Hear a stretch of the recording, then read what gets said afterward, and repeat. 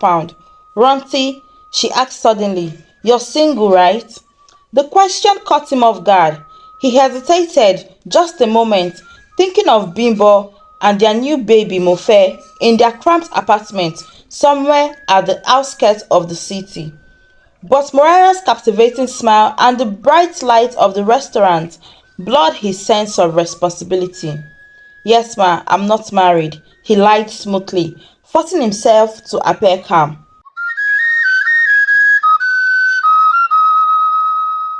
Ranti and Bimbo lived in a cramped apartment in a busy neighborhood. The paint on the wall was peeling and the single bedroom barely had enough space for their few belongings. Yet, the aroma of Bimbo's cooking and the soft murmur of shared laughter brought a sense of warmth to their home. Although they struggled financially, Rontin taking odd jobs and Bimbo saving every penny, they managed to keep their spirits high. Bimbo was pregnant and found comfort in small daily routines, preparing simple meals and tidying up their tiny living area. Ronti noticed her growing belly and felt both excitement and worry. He tried to hide his anxiety, but she saw it in his eyes. One weekend, Ronti came home later than usual, covered in paint from a minor repair job he had taken on to make some extra cash. He looked more tired than ever, his shoulders slumped from the weight of their financial worries. After a brief shower, he joined Bimbo at the table. She offered him a bowl of steaming rice and stew, and he ate it in silence for a moment. Finally, Ronti cleared his throat and locked his eyes with Bimbo. With determination in his voice, he said, Bimbo, I've been thinking and I've decided to move downtown for better opportunities. Surprise flickered across her face and she blinked in confusion. There had been talk around the neighborhood about new construction projects in the city center, but she never expected Ronti to leave so soon. Ronti, times are hard for us here, but is it safe for you to leave me alone in this condition? She asked, pressing a protective hand against her pregnant belly. He reached across the table to give her shoulder a reassuring pat. I will keep in touch, and once I get settled, I will make sure you and our baby have everything you need. He promised, trying to project confidence even though a knot of uncertainty tightened in his stomach. Bimbo gazed at him, thinking about their past struggles and the child who would soon join their family. Even though her worries remained, she felt hope stirring in her heart. She nodded and offered him a small brave smile, trusting that he was doing what he believed was best for their family. She held onto his hand and whispered, May God guide you, my love. Days turned into weeks for Bimbo, who remained in their small apartment. She often sat by the window, gazing at the busy streets below, hoping to catch any sign of Ronti's return.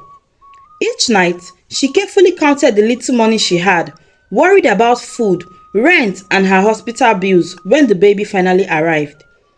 To make ends meet, Bimbo decided to sell homemade snacks. She woke up before sunrise, mixing flour and spices to prepare small pastries. Once they were ready, she packed them in a basket and knocked on her neighbors' doors, offering warm treats for a modest price. Even though the job was tiring, her growing belly sometimes made her feel faint. She clung to the thought of having just enough to cover her daily needs. Eventually, she found a part-time position at a tiny boutique 3 streets away. The pay was very low, but it offered some stability, and the owner was kind enough to let her rest whenever she felt tired. Often, she placed a hand on her stomach as if to reassure the baby inside, whispering, Soon, my love, everything will be better. With each passing day, Bimbo tried to call Ronti's phone, her heart racing whenever it rang.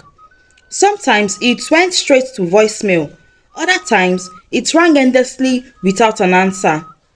On rare occasions, she received short texts from him, always saying something like, I'm busy, Bimbo, I will call you soon. She sighed each time, wishing for more than a few hurried words. Feeling lonely but determined, Bimbo persevered. She focused on her small earnings and saved every spare money, reminding herself that her child's future was at stake.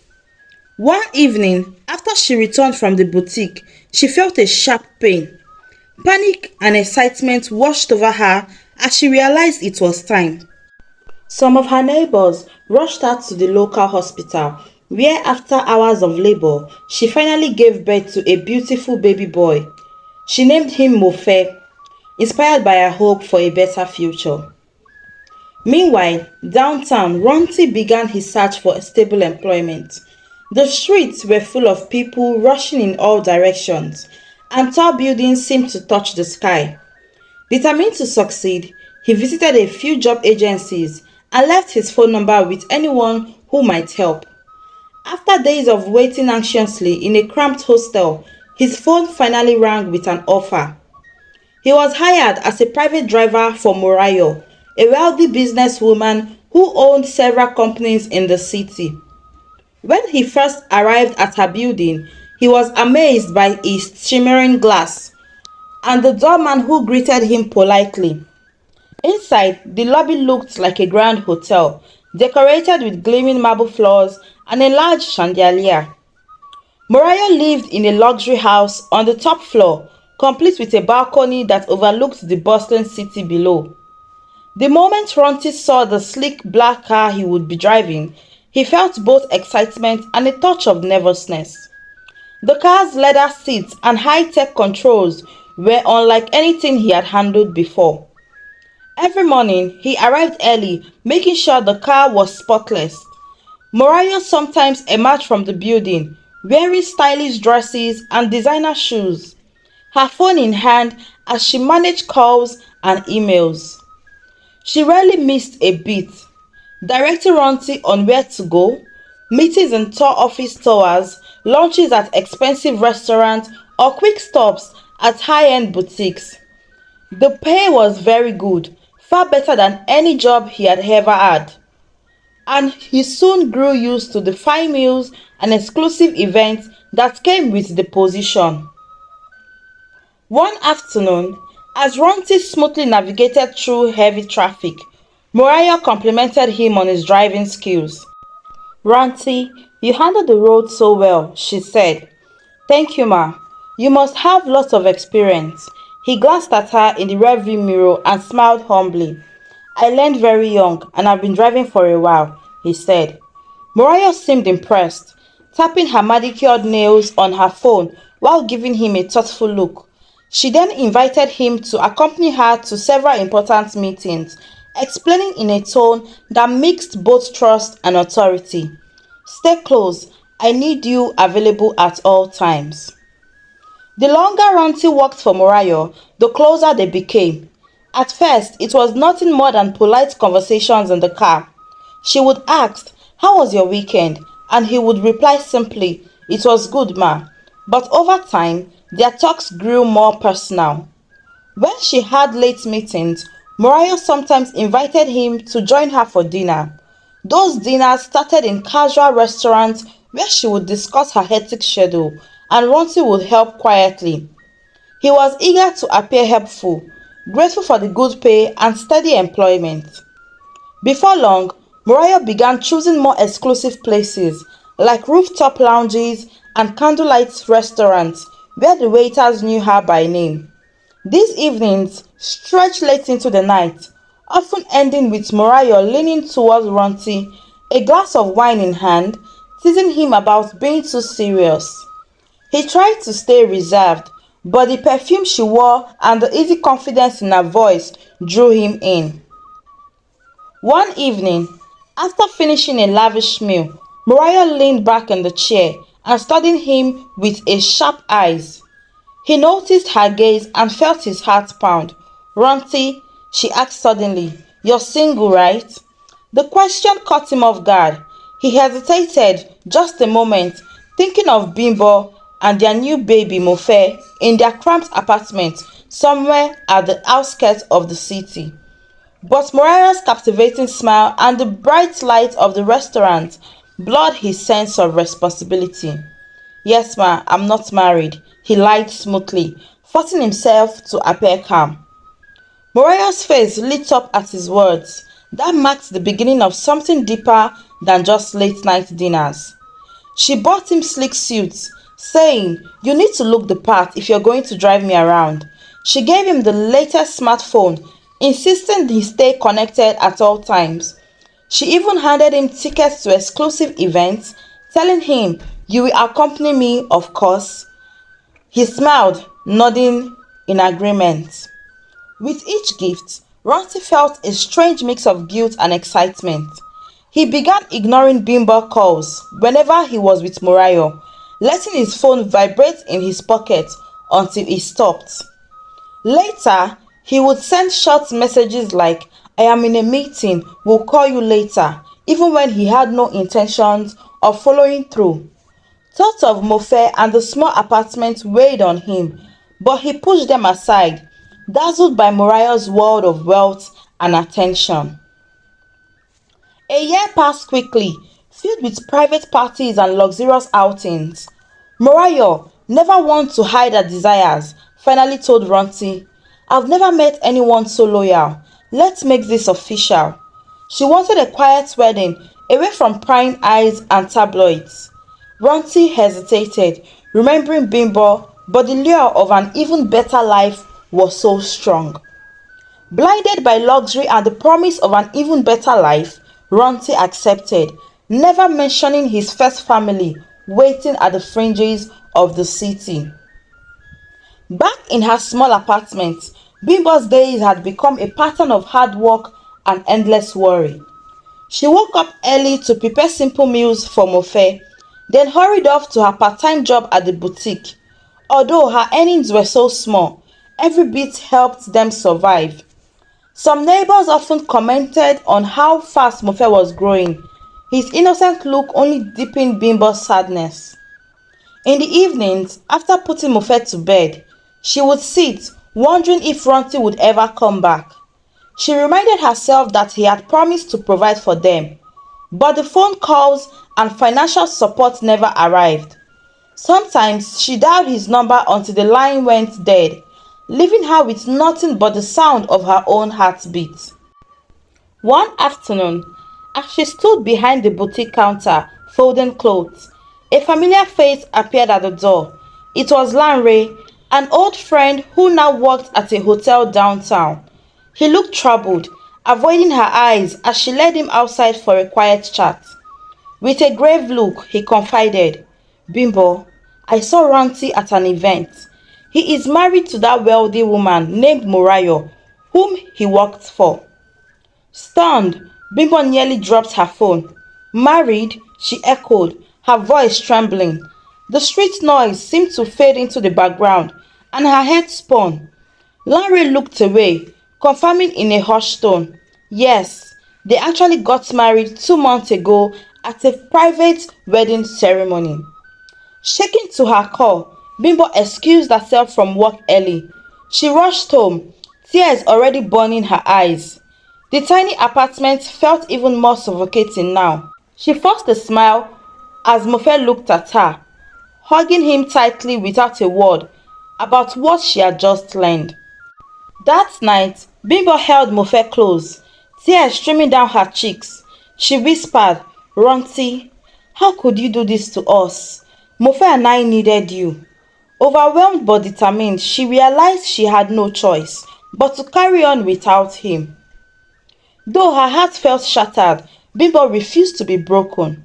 After crying many nights in her small bedroom, she realized that sitting still would only deepen her despair. She decided to act. She combed through job listings, determined to find something that would pay more than the little she earned at the boutique. Her persistence paid off when she secured a position as a customer service representative at a small tech startup. On her first day, Bimbo stood in front of a tall glass building in the busy part of town, feeling both excited and anxious. Inside, she was greeted by lights and rows of desks with young professionals typing away at computers. Her new role involved answering customer calls, responding to emails, and guiding confused users through technical problems. Every morning, she woke up at dawn, preparing a simple breakfast of bread and tea for Mofe before dropping him off at daycare. The commute to her office was long, involving two different buses, but she never complained. Instead, she reminded herself that each mile she traveled was a step towards a better life for her son.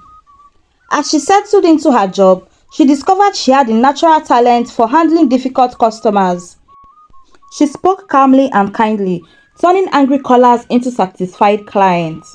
Her supervisor noticed her dedication, often stopping by her desk with praise. Sometimes he shook his head in admiration and said, "Bimbo, you are the most determined person here." She would smile, straighten her shoulders and reply, "I have responsibilities, sir. My son counts on me." Over the next few years, Bimbo steadily climbed from basic customer support to a more senior role. She saved money enough to move into a modest but more comfortable apartment, a place with two small bedrooms so Mofe could finally have his own space. Although it wasn't luxurious, it was clean, quiet and closer to better schools. Mofe enrolled in a reputable primary school where he made new friends. He was growing into a bright, curious boy who looked up to his mother with admiration. Though Bimbo often thought about Ronti, she never reached out again. The pain was too deep. Ronti's marriage to Morayo looked perfect from the outside. They lived in a luxurious penthouse with floor-to-ceiling windows that offered a stunning view of the city's sparkling skyline. Morayo's social life was equally dazzling. She hosted lavish parties, attended charity galas, and was always dressed in the latest designer fashion. People envied their lifestyle, but behind the closed doors of that elegant home, cracks began to form. Morayo was always ambitious and in the spotlight. She grew restless. She wanted to expand her business, and more than anything else, she wanted a child to complete the picture of her success. At first, Ranti avoided the topic, mumbling, "Babe, I'm not ready yet." He worried that having a baby would force him to confront his hidden past. But Morayo was not the type to give up. She kept reminding him day after day that it was time to start a family. Eventually, Ranti gave in. Morayo became pregnant and their social circle buzzed with excitement. She held a plush baby shower with fancy decorations and elegant catering. Photographers snapped countless pictures of her in flowing maternity dress. Ranti stood by her side, smiling awkwardly, secretly fearing what would happen if his hidden life ever surfaced. When their baby girl was born, Morayo's happiness seemed boundless. She hired a nanny, decorated a pink nursery, and posted pictures of the newborn on her social media accounts. Yet, Ranti grew increasingly uneasy. He had never told Morayo about Bimbo or Mofe, and he dreaded the day she might discover the truth. That day arrived sooner than expected. One evening, while Ranti was sleeping, she took his phone and started to go through it. Morayo stumbled upon old photos of a woman holding a newborn baby with a smile. She kept scrolling and saw old text messages from Bimbo. Alarmed and furious, she confronted him the next morning, her eyes cold with anger. "Ranti, who is this woman? And that baby, who is he? All this text message, what do they mean? Explain yourself," she demanded. Ranti tried to lie, stammering excuses about distant relatives, but the details simply did not add up. Morayo, feeling betrayed, hired a private investigator who soon uncovered everything. Ranti had another family he had abandoned, including a son he never mentioned. Outraged, Morayo filed for divorce. As she confronted him one final time, her voice was as icy as her glare. "You are lucky I'm not pressing charges for fraud. Get out of my house, you idiot."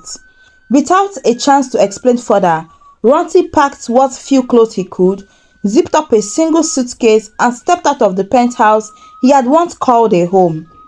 He left with nothing but a suitcase and a broken heart. His phone buzzed with final emails from Morayo's lawyers, finalizing the divorce. Months passed quietly for Bimbo, who had grown used to her life of routine and independence.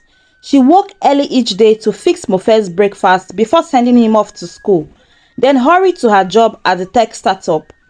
In the evenings, she returned to a neat cozy apartment, one she had proudly furnished with her own hard-earned money. One sunny Saturday, as she was sorting laundry and humming softly, she heard a hesitant knock on her door. Setting the laundry aside, she answered it and found Ronti standing there. His clothes were rumpled, his eyes bloodshot. He spoke in a low voice.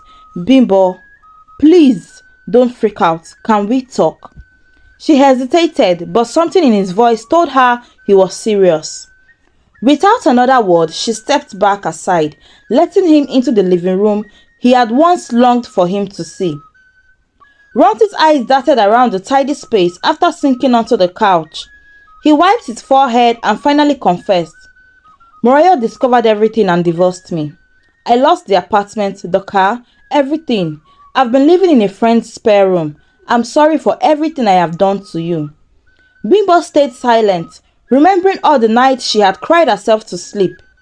Before she could respond, Mofe emerged from the room. He stared at Ronti, unsure who this strange man was. Ronti talked to him with tears brimming in his eyes. "Mofe, I am your father. I know I haven't been there for you, but I want to make things right." Mofe exchanged a confused glance with his mother. He had only seen pictures of his father, and now here he was, looking nothing like the man in those old photographs. Bimbo took a deep breath, feeling the old wounds tearing open. "Ronti," she said steadily, "I don't think it is that simple. You left us when we needed you the most. We built this life without you. You can go back to your ex-wife. She gave you the life that you deserved, not us. We don't know why you are looking for us now." Ronti pleaded.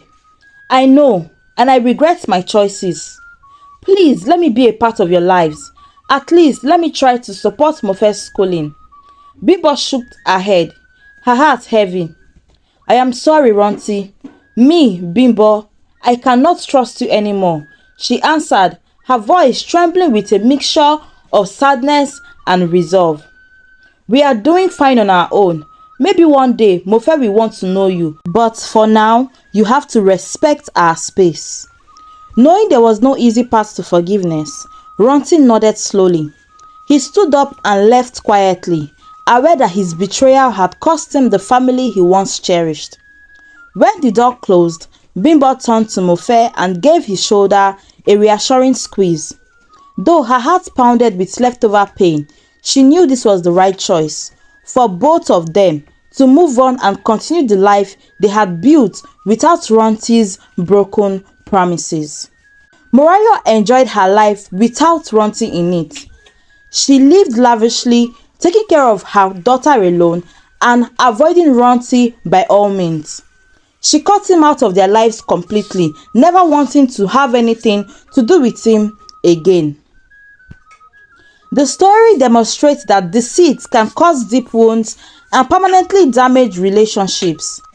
Abandoning one's responsibilities and seeking quick comfort often leads to regret, as seen in Ronti's fall from luxury and acceptance to loneliness.